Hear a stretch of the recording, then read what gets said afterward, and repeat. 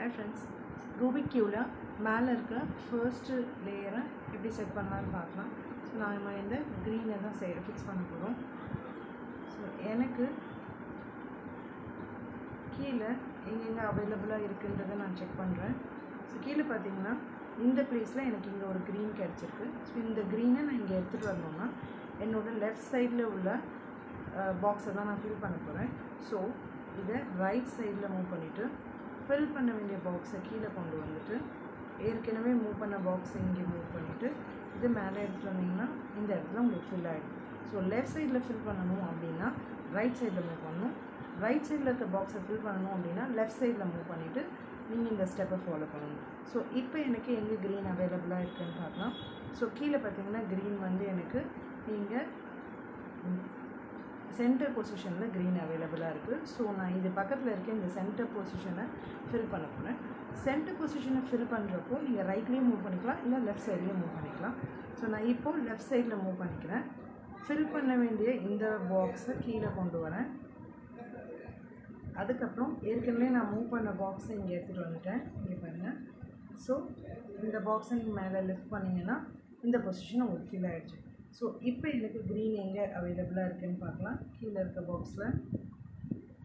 பாக்ஸில் க்ரீன் மறுபடியும் எனக்கு சென்டர் பொசிஷனில் அவைலபிளாக இருக்குது.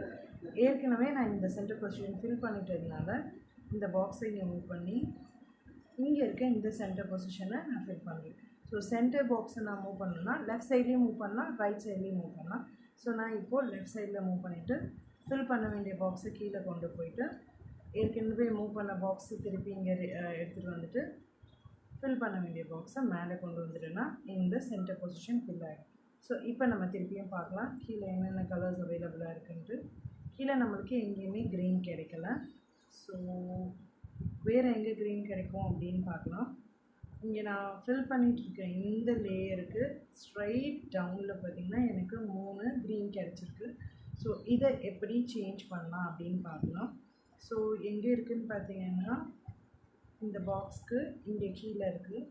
இந்த 2 பொசிஷனில் இருக்கிற பாக்ஸுமே க்ரீனாக இருக்குது. ஸோ இதை நான் எப்படி ஸ்விட்ச் பண்ணி எடுக்கணும் அப்படின்னு பார்க்கணும்.